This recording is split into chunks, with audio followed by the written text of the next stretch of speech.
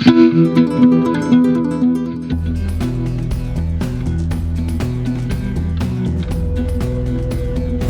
mga kapredgo? Welcome back sa ating channel. Mapagpalang araw sa inyong lahat. Mainit-init na balita ang hatid natin ngayon tungkol sa naging issue na pagka-overweight ni John Riel Casimero sa kanyang scheduled weigh-in bago ang laban. Coach Jason Casimero nagsalita na. Pero bago tayo magsimula sa balitang ito, huwag kalimutang mag-subscribe sa channel at i-hit ang notification bell icon button para updated kayo sa mga bagong uploads natin. Matapos maipakita ni Cuadro Alas ang kanyang tunay na angas dahil sa kanyang impresibong panalo via technical knockout sa unang round lang, laban kay Saul Sanchez. Marami pa ring mga haters ni John Riel Casimero ang pilit na binabato ang issue na overweight ni John Riel Casimero sa naganap niyang laban noong October 13. Di umano may nagsabi din na pilit daw inulit-ulit ng ilang mga sikat na vloggers, kritiko at haters ni Cuadro Alas noong mga nakaraang araw ang naging issue na ito. Halos hindi na daw sila matulog sa paggawa ng content patungkol sa overweight issue ni Cuadro Alas. Alam niyo ba kung sino-sino sila? Paki-comment po kung kilala niyo sila. Samantala habang nasa victory party ang Team Cuadro Alas, inamin ng kanyang kapatid at coach na si Jason Casimero na diskarte lamang nila ang overweight issue para makuha ang atensyon ng media at mga tao sa Japan.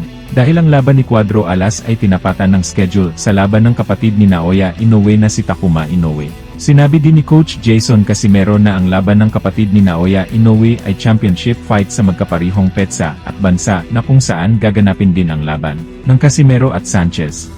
Ayun guys, nagpapasalamat lang po kami sa suporta ninyo at hindi nyo kami iniwan. Yes sir. Kasi may parang ano kayo na bad news nung una pa ba? Siguro, baka diskarte lang ni Otol yan na para mapag-usapan siya ba? Kilala nyo naman yan siya, vlogger kasi yan eh. So ngayon, natambunan yung, di ba may competition kasi sa boxing, di ba may boxing din sa kabila. Eh ayun, siya na yung pinag-usapan, parang nawala na yung hype sa kabila. Publicity stunt ni Kuya Lods.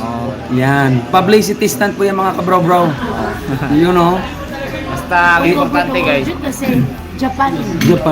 Ang importante guys, You know what, basta make it si big, Otol naka-akit lang sa itaas ng ring. And they At released yung it. sinasabi ko sa inyong promise At na least naman, maganda yung sa mapapanood ninyo guys na purpose paparating na ng laban. Ayun na. Diba? Yun na yung sinabi ko na maganda yung yung paparating na laban. Magandang laban na pinapromise ko sa inyo.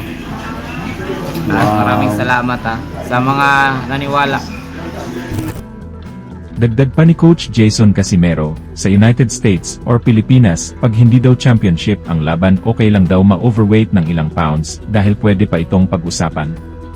Ayon kay Coach Jason Casimero, alam din niya ang rules ng Japan pag hindi championship ang laban, kaya kahit ma-overweight si Cuadro Alas sa schedule weigh-in, kampante siyang matutuloy pa rin ang laban ng Casimero at Sanchez.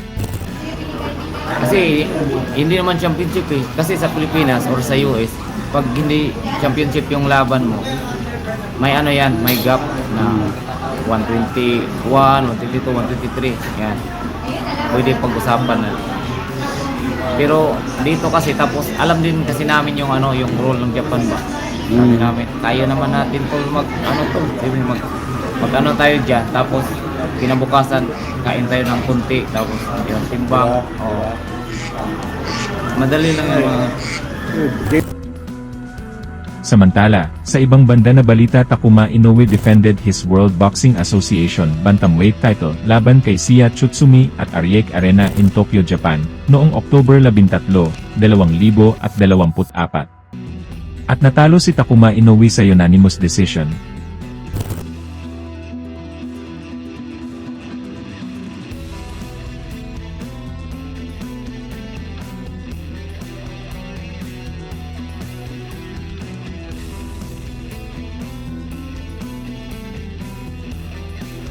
Nakakalungkot isipin na maraming kapwa Pilipino na mga toxic, haters at kritiko na laging pumupuna, nangingialam sa diskarte ng Team Casimero, na dapat sana maging proud pa sila sa ating pambato, na nag-iisang Cuadro Alas angas ng Pinas. Dahil sa angking galing at lakas niya sa larangan ng boxing, nakikilala at naitataas ang bandila at lahi nating mga Pilipino. At sa muli, kung gusto nyo ng mga ganitong video, huwag kalimutang suportahan ang channel, mag-subscribe at i-hit ang notification bell para updated kayo sa mga bagong kong uploads. Maraming salamat mga kapredgog, at kita-kits ulit tayo sa susunod.